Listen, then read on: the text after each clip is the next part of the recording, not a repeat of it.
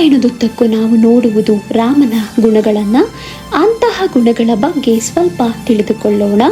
ಪೂರ್ವಭಾಷಿ ರಾಮ ಅವನು ಚಕ್ರವರ್ತಿ ಮಗನಾದರೂ ಸಹ ಯಾರನ್ನೇ ಕಂಡರೂ ತಾನೇ ಮುಂದಾಗಿ ತಾನು ಯಾರು ಎಂಬ ಪರಿಚಯವನ್ನು ಕೊಡುತ್ತಿದ್ದನು. ಇದರಿಂದ ನಾವು ತಿಳಿದುಕೊಳ್ಳಬೇಕಾಗಿರುವುದು ತುಂಬ ಇದೆ. ಹೀಗೆ ನಾವೇ ಮುಂದೆ ಹೋಗಿ ಮಾತಾಡುವುದರಿಂದ ಸಂಬಂಧಗಳು ಚೆನ್ನಾಗಿರುತ್ತದೆ. ರಾಮ ಸ್ಮಿತಪೂರ್ವ ಭಾಷಿ, ಮುಖದಲ್ಲಿ ಸದಾ ನಗು ಇರುತ್ತಿತ್ತು. ರಾಮೋ ದುರ್ನಾಭಿಭಾಷ್ಯತೆ, ಇದನ್ನು ಎರಡು ರೀತಿಯಲ್ಲಿ ವರ್ಣಿಸಬಹುದು. ರಾಮನ ಯಾವುದೇ ನಿರ್ಧಾರಕ್ಕೆ ಎರಡು ಮಾತಿರಲಿಲ್ಲ, ಬಹಳ ನಿಖರತೆ ಇರುತ್ತಿತ್ತು. ರಾಮನಿಗೆ ಯಾರೇ ನೋವು ಮಾಡಿದರೂ ಅವನು ಅದನ್ನು ಎರಡು ಸಲ ಹೇಳುತ್ತಿರಲಿಲ್ಲ.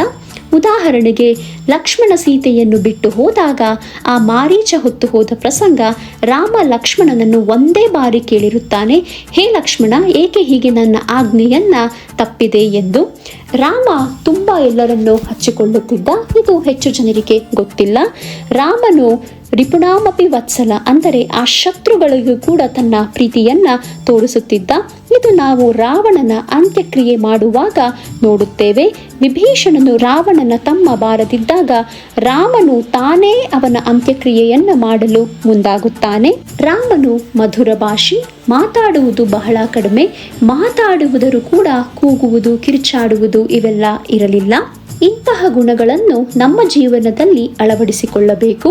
ನಮ್ಮ ಜೀವನದ ಮೌಲ್ಯಗಳು ಈ ರಾಮನ ಗುಣಗಳ ತರಹ ಇರಬೇಕು.